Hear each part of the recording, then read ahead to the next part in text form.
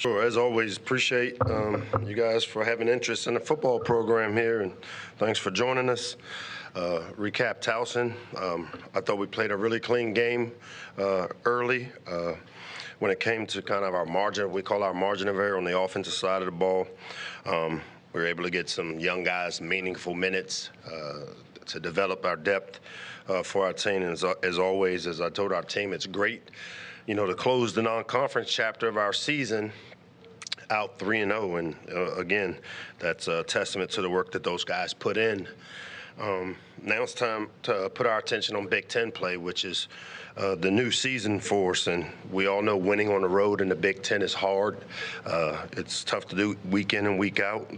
Wisconsin is a great home environment. They got a great place to go play a football game. It's when you come to play it here at Maryland, it's the type of environment you like and want to go compete in.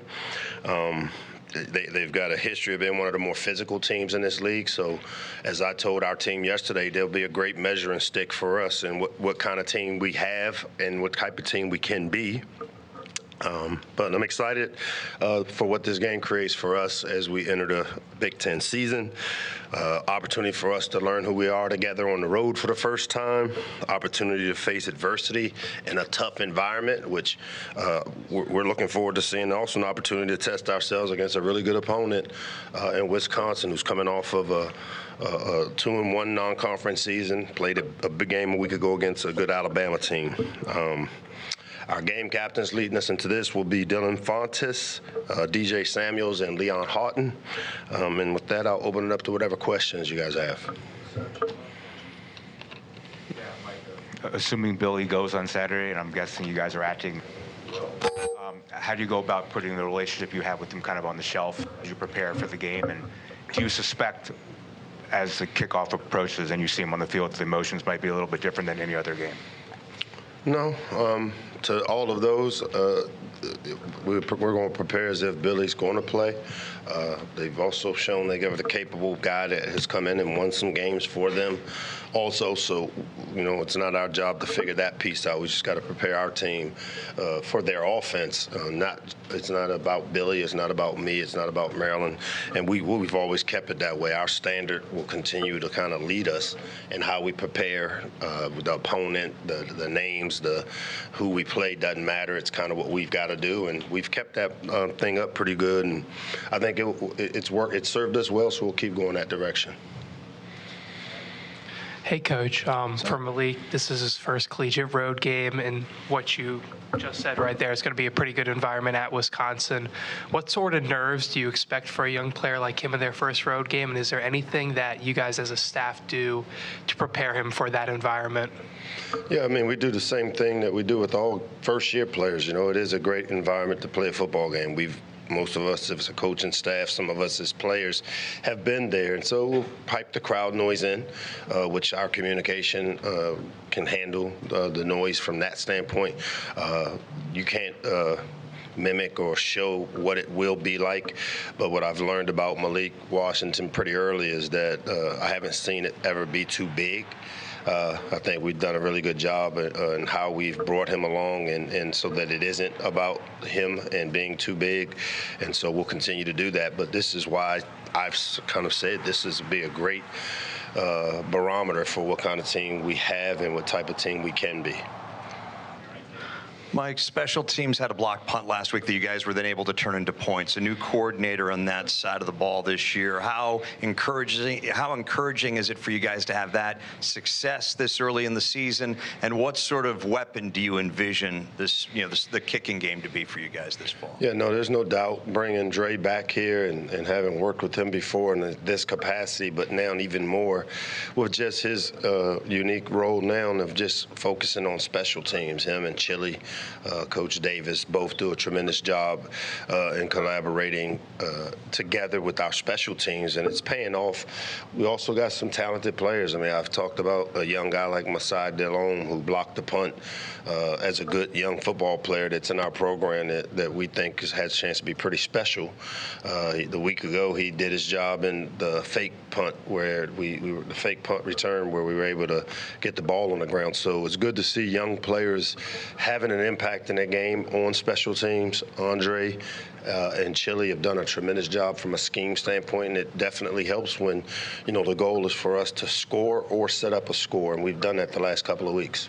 And Wisconsin is one of those schools in the Big Ten that has developed this brand for years, the last 30 years, yes.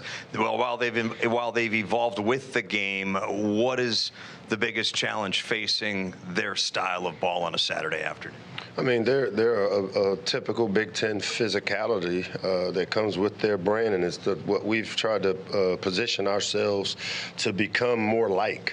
Everybody knows that we have athletes and we can throw the ball, but in Big Ten, you got to win running the football in tough environments, during tough times with tough weather, and so we're working, and we've started to build again our team to fit that type of team that we're going to have at some point.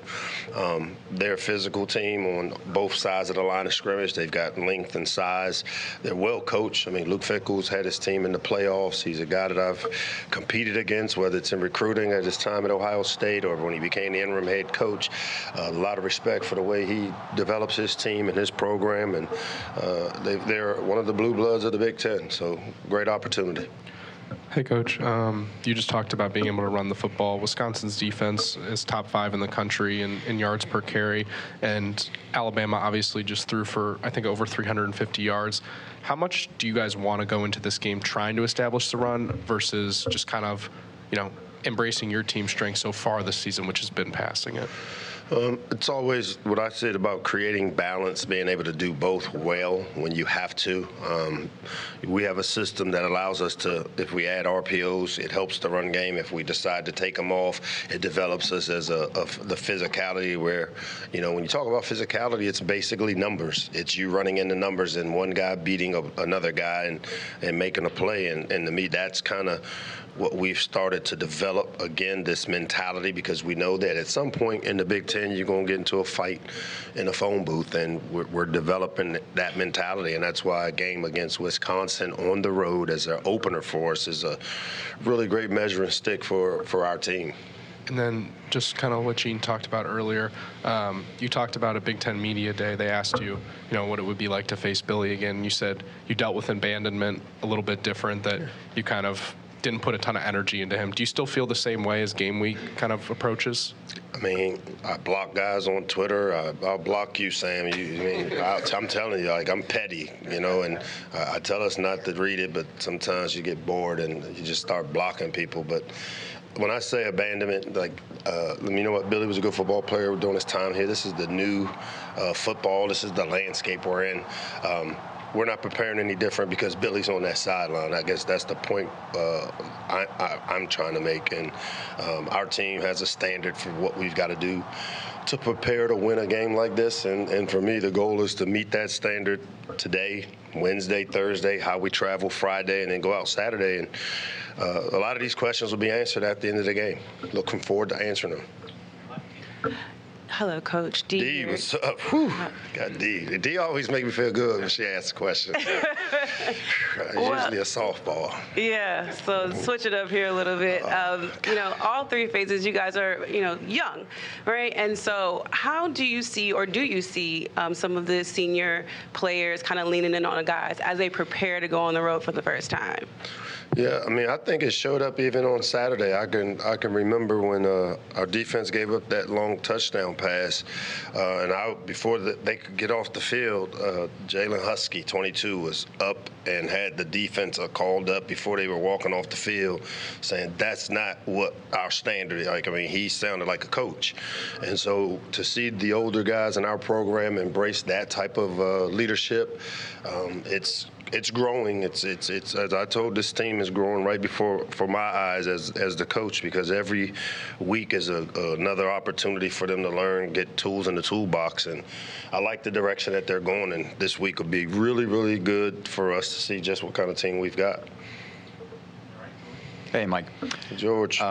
Wisconsin, 300-plus pounds across the offensive and defensive fronts. You kind of mentioned becoming more like them. It seems, at least to me, that your team looks closer to those Minnesotas, those Wisconsins, Nebraskas on the line there. As you've been going through planning and looking at the matchups this week, does it feel like that to you, that you're closer to that style of big, traditional Big Ten football, for lack of a better term? I mean, we've increased our length and we've increased our size in both lines of scrimmage. We may not have the depth just yet, but I think we all are facing. I think they're playing 3 young guys on their offensive line, which, again, it's the way it is. It's developed them now, and so we're starting to have the size. We've been able to recruit guys. When you recruit freshmen that look like 9 and 29, like, they're coming in with the right kind of bodies, and so the goal is to be able to match up, and we haven't always been able to do that. But I think that when you look at the way this roster and teams being put together, you see the difference, and that's why this will be a great opportunity to see just what kind of team we have. Coach, you talked about the kickoff team being a place that you wanted to see improvement after the opener, and things seem to have steadily improved, sort of capping off with that opening play against Towson.